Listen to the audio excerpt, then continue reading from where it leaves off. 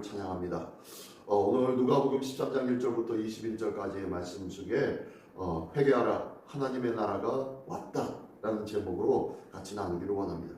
오늘 본문에서 예수님은 모든 인류의 죄를 지적하시면서 회개를 촉구하고 계십니다. 이어서 그들 가운데 임한 하나님의 나라가 어떤 곳인지에 대해서 치유 사건과 비유를 통하여서 설명해 주고 있는 내용이 오늘 본문의 내용인데요. 한 부분 보면서 같이 나누기를 원합니다. 오늘 말씀 속에는 숫자가 중복돼서 나오기도 하는데 한번 유심히 한번 찾아보시기 바랍니다.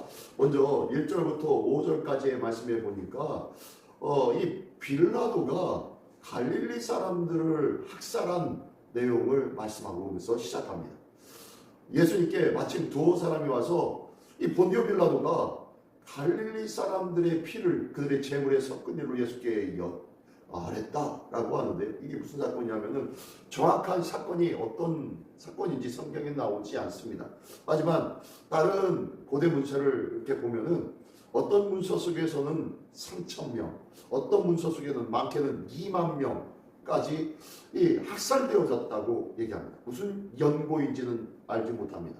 하지만 이 갈릴리 사람이 이 본디오 빌라도에 의해서였는지 어쨌든 아무튼 이 갈릴리 지역의 사람이 약 3,000명에서 2만 명까지, 많게 2만 명까지 학살되어지는 그런 일들이 있었다고 해요.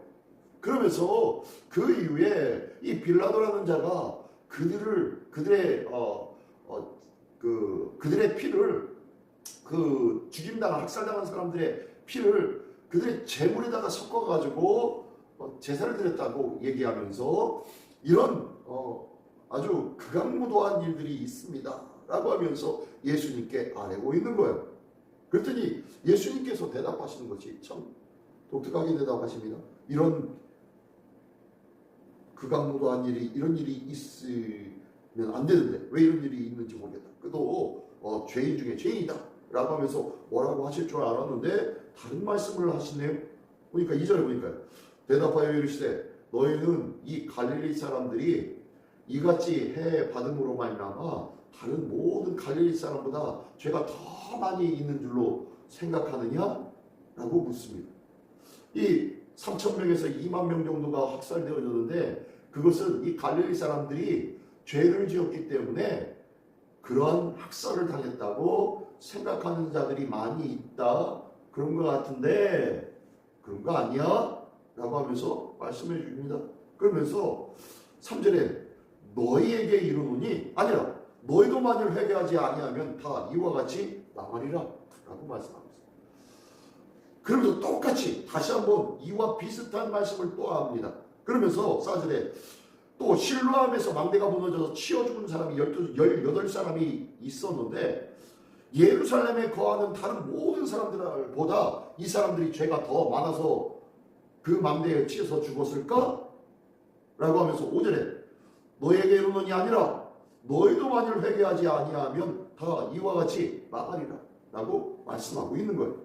지금 죄가 많고 적음을 이야기하면서 저 사람들이 우리보다 더 죄가 많아서 죽은 거죠? 저 사람들이 나쁜 죄악된 마음으로 행함으로 말미암아 이런 피해가 당한 거죠? 라고 예수님 앞에 묻고 있었던 사람들에게 예수님은 대답하십니다. 뭐라고요? 아니야. 너희는 지금 죄가 많고 적다 라는 것 가지고 사람이 선하다, 의롭다, 악하다, 죄악되었다 라고 판단하는 것 같은데 아니야. 모든 사람들은 다 죄인이야. 이 사람이 더 많은 죄를 졌고 저 사람이 더 많은 죄를 졌다고 너희는 판단하고 있지만 다 똑같은 죄인이야 라는 거 말씀하고 있는 거예요. 그러면서 너희도 만일 회개하지 아니하면 그와 같으리라, 그와 같이 망하리라, 똑같이 망할 거야 라고 말씀하는 거예요.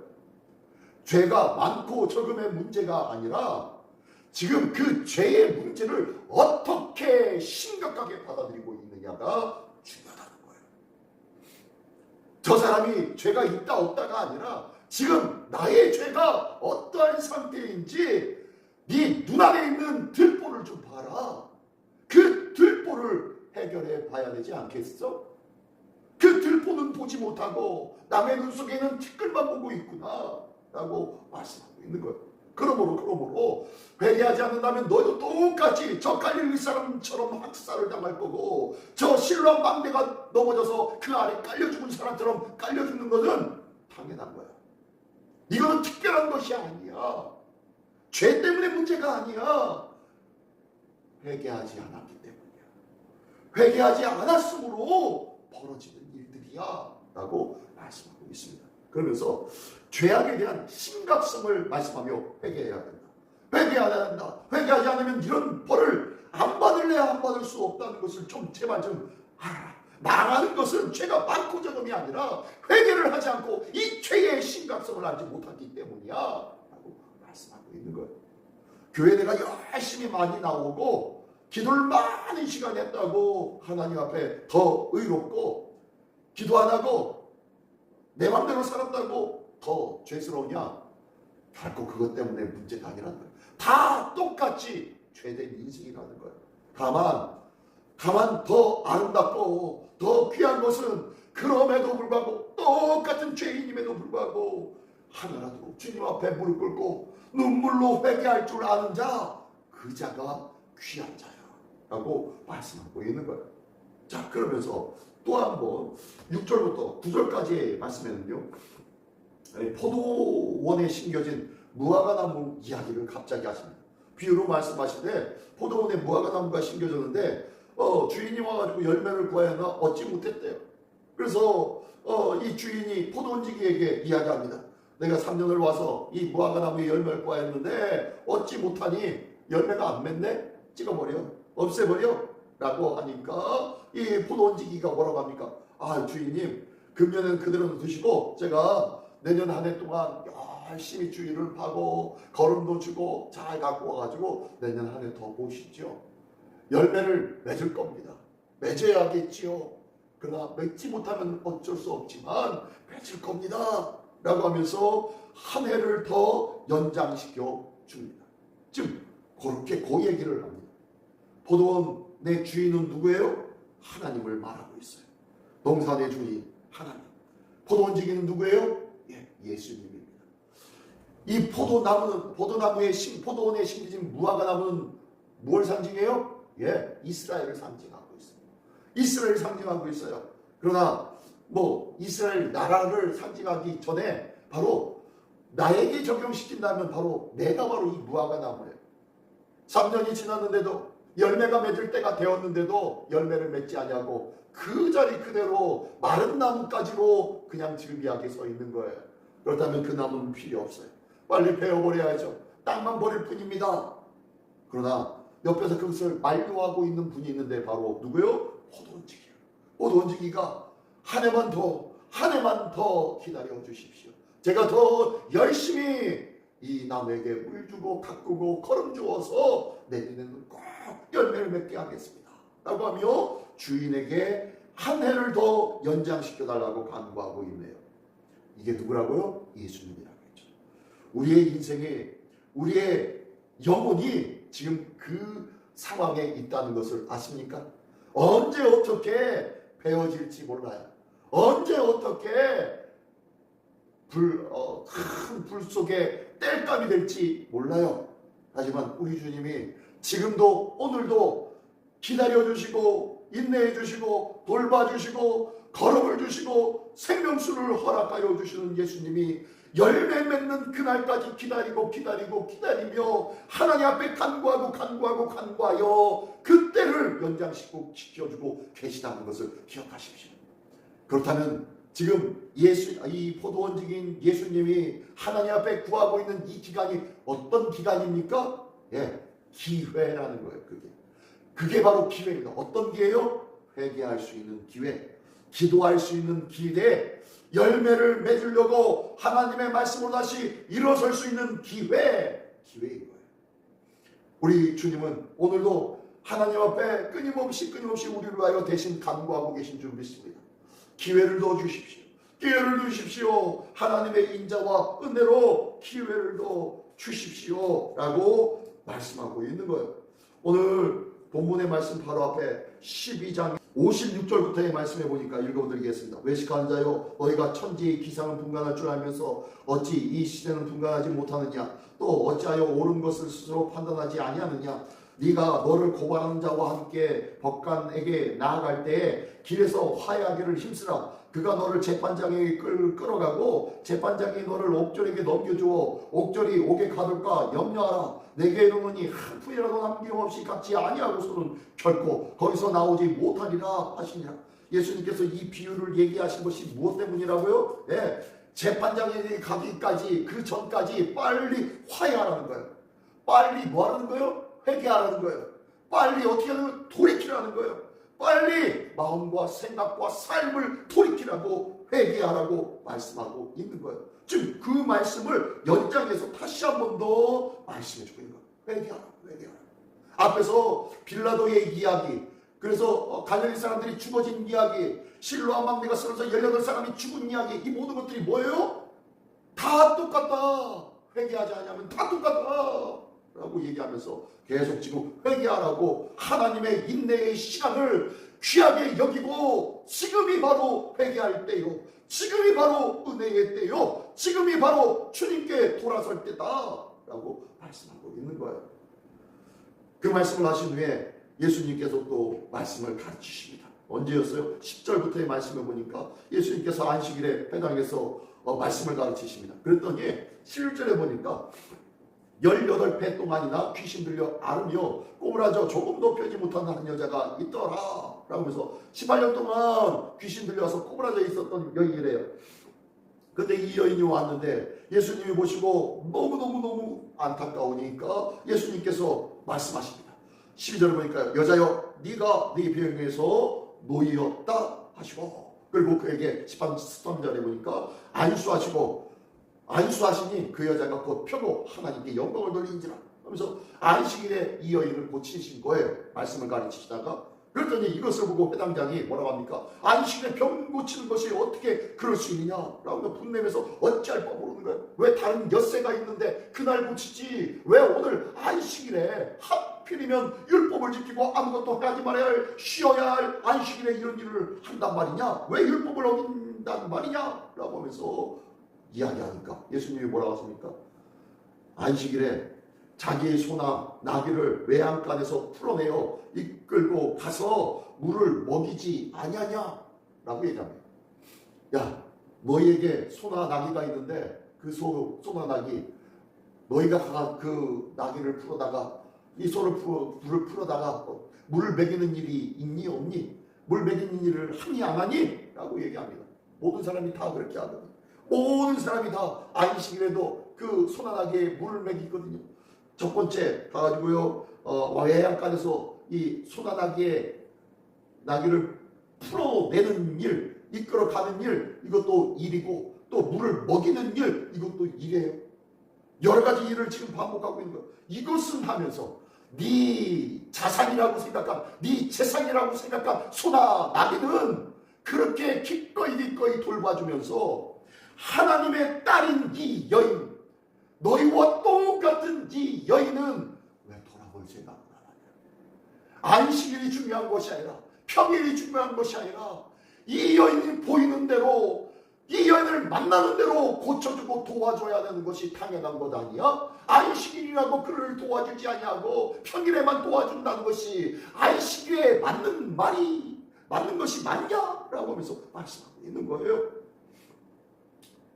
이 모든 것을 듣고 반대하던 자들이 부끄러워하고 온 무리가 하나님 앞에 영광스러운 일들을 보면서 기뻐했다라고 17절에는 말씀하고 있습니다. 진정한 하나님의 은혜와 사랑을 알지 못하고 하나님의 말씀을 헛되이 해석하고 있었던 사람들을 안타까워하고 있는 거예요. 자, 여기서 보니까요, 앞에서 실로암 망대가 무너져서 치워 죽은 사람이 몇 명이라고요? 18명. 그리고 오늘 11절에 보니까 18년 동안이나 귀신 들려 꼬부라져 조금도 펴지 못한 여자가 몇 년 동안? 예, 18년. 여기 숫자가 똑같은 숫자가 나오고 있죠? 18이라는 숫자입니다. 이 18이라는 숫자는 성경 속에서 결박, 속박, 노예의 숫자가 18입니다. 실로암 망대에 무너져서 치워 죽은 사람 18명, 죄에 사로잡혀가지고 회개하지 아니하였던 자 18명, 그리고 어둠의 권세, 사망의 권세, 귀신에 붙잡혀서 꼼짝없이 억압받고 결박받고 속박 속에 노예처럼 살아가던 여인, 18년 동안에 그랬던 여인, 이 여인이 나오고 있어요. 다시 한번 얘기하면 우리의 영혼이 끊임없이 세상과 사람 어둠의 권세에 묶여서 살고 있다는 거예요. 그것에서 헤어나지 못하고 살고 있다는 거예요. 그 안에 묶여서 살고 있음에도 불구하고 자기들은 자유한 자라고 생각하고 있어요. 또한 그런 자를 보아도 그런 자들이 아무런 감각이 없어요. 안타까움이나 긍휼이나 아버지 하나님의 마음을 갖고 있지 아니하다는 거예요. 왜요? 하나님의 뜻과 하나님의 마음과 나의 삶은 상관이 없거든요. 그냥 율법만 지키면 되거든요. 그냥 주일날 교회만 나오면 되거든요. 11조만 하면 되거든요. 18년 동안 잡혀 있었던 것이 바로 우리의 영혼은 아닙니까?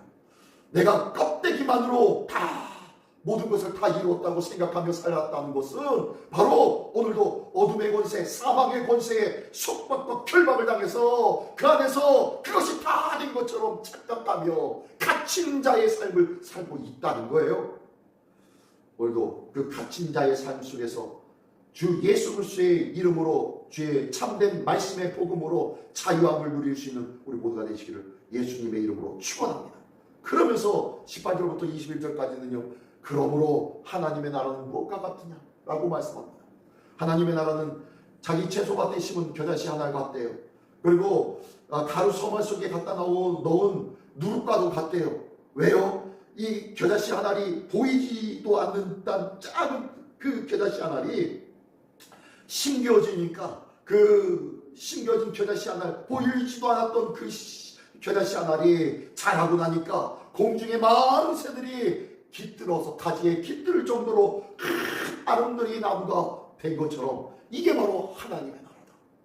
하나님의 나라는 눈에 보이지 않고 아무런 일이 일어나는 것 같지 않지만, 그럴 것 같지만 그 결과는 어마어마한 일들로 보여질 것이다.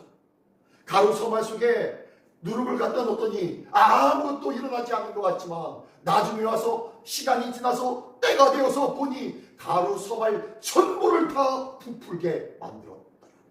이것이 바로 하나님의 나라, 이것이 바로 하나님의 나라를 품고 있는 복음 말씀이다 라고 말씀하고 있는 거예요.